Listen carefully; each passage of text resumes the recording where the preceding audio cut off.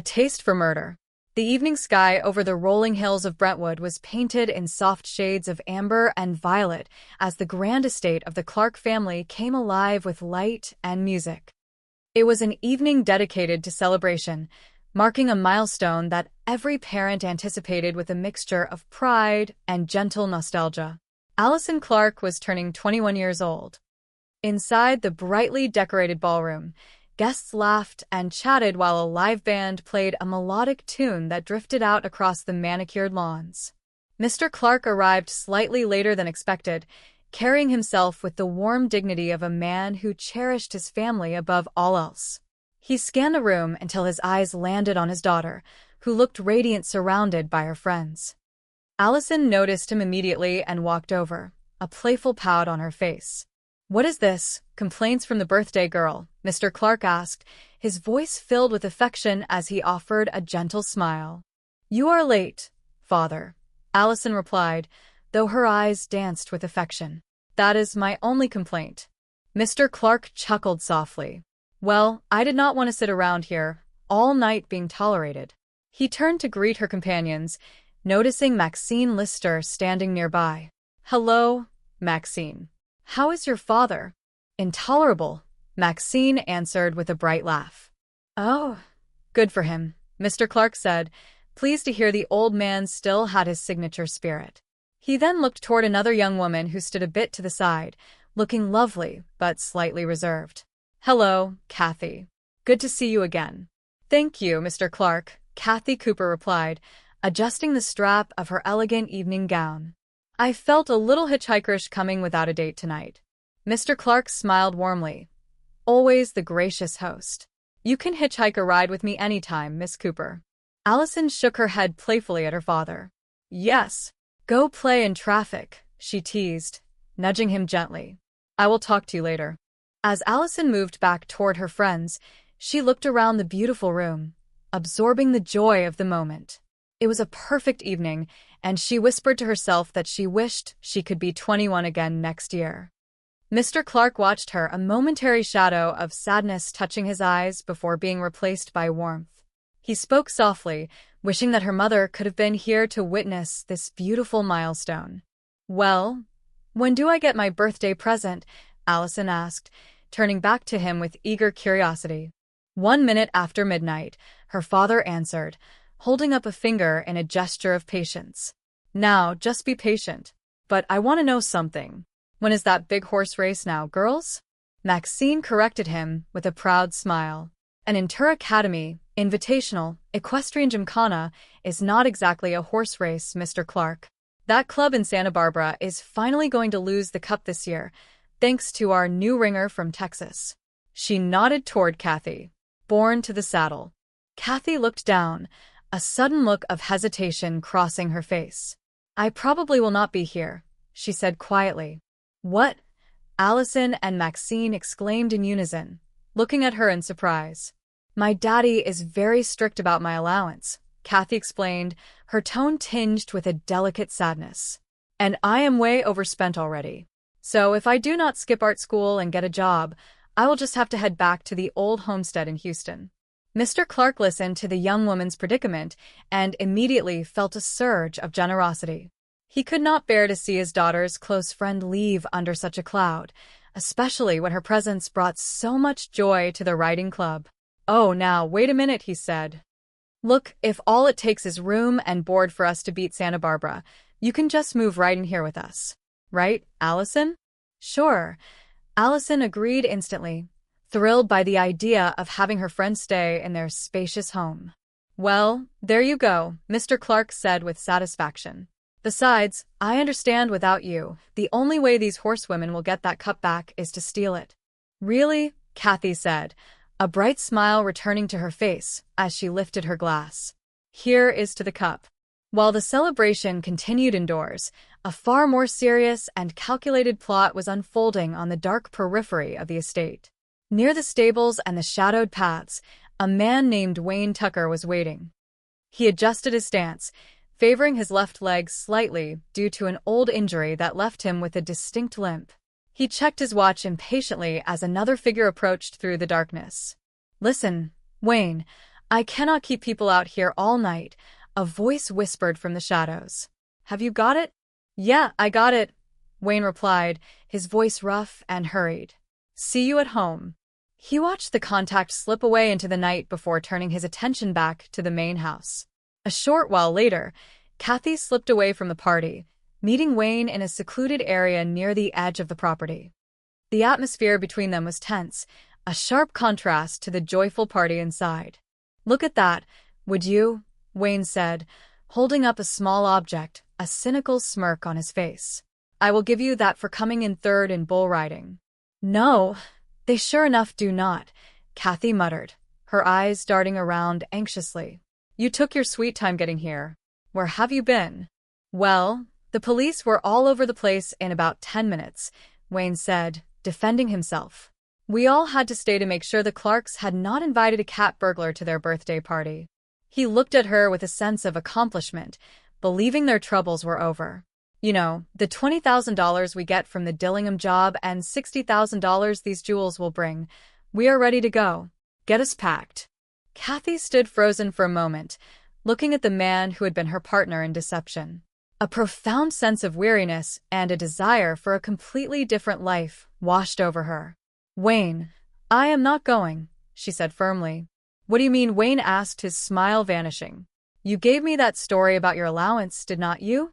Yes, Kathy admitted, her voice hardening. Party is over.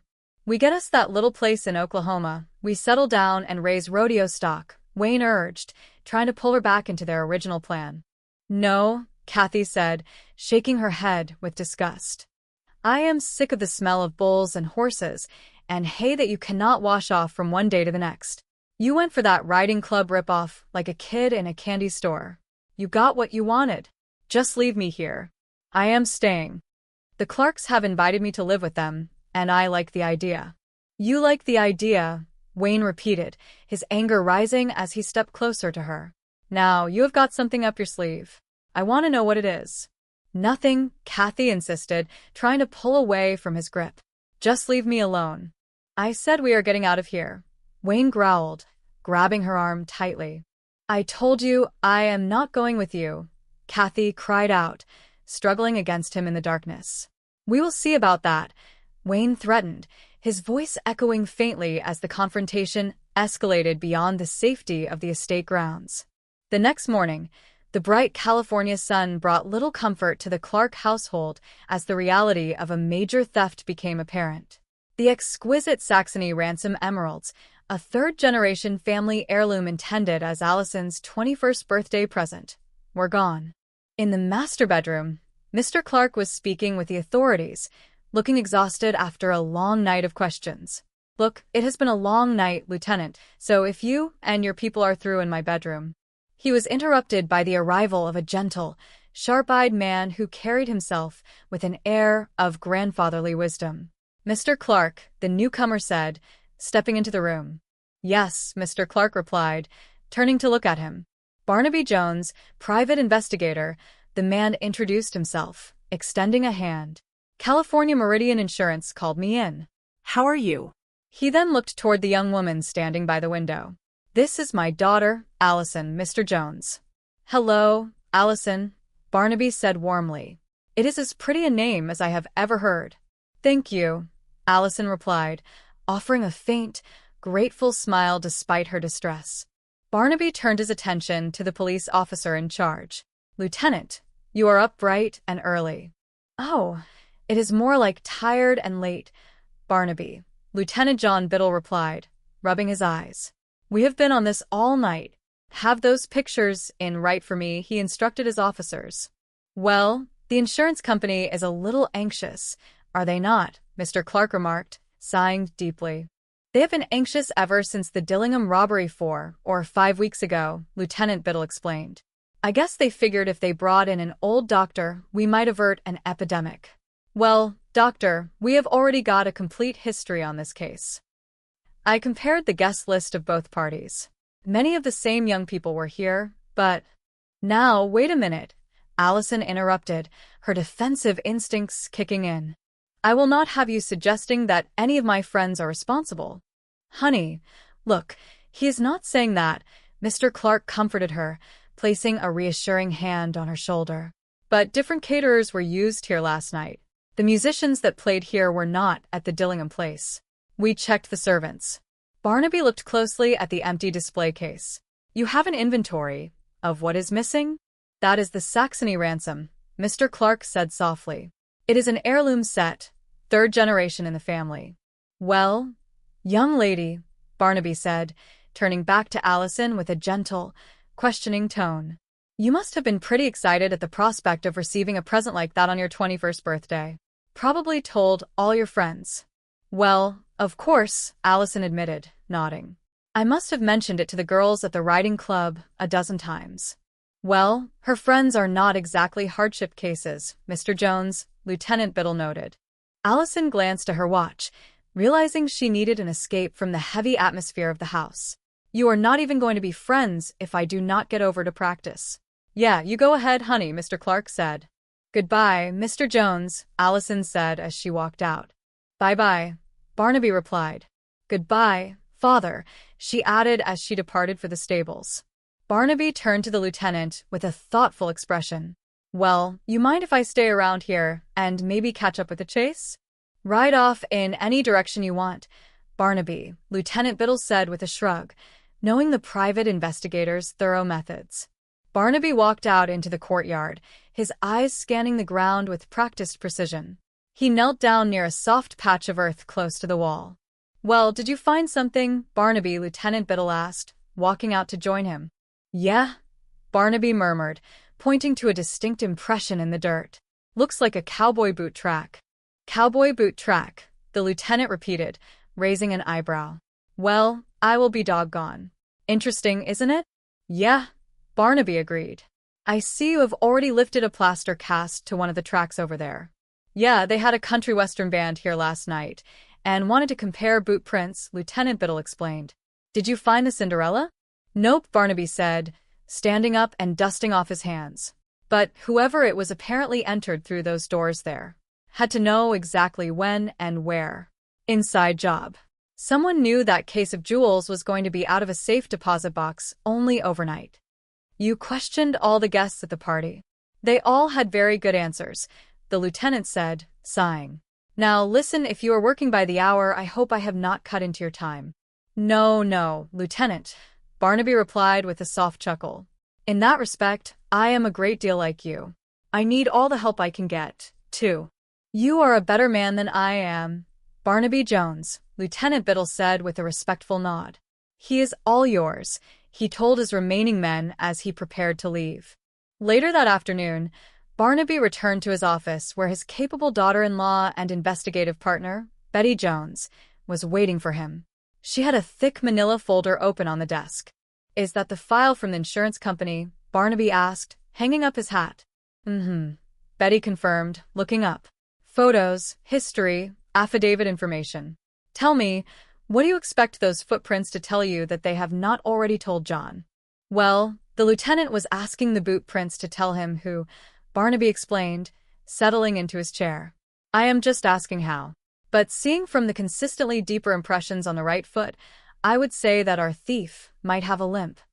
But he would have had to have legs 9 feet long to get from here to those doors over there, without leaving any footprints in between.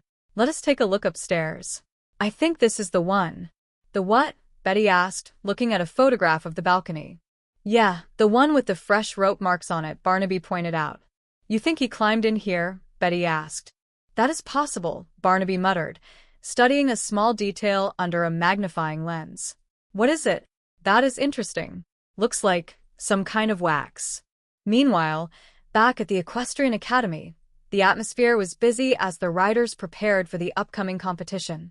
Maxine Lister was riding her horse in the ring, navigating the turns with a bit too much caution.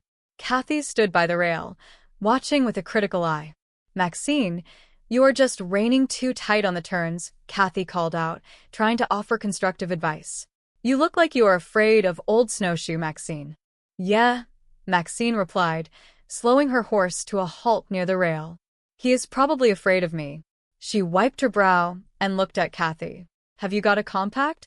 Yes, Kathy said, reaching into her bag and pulling out a small, elegant makeup compact. Here. Keep it if you want to. I have another one. I will see you all back at the house. Allison, who had just finished her session, walked over as Kathy began to leave. Oh, may I? Allison asked, gesturing toward the compact.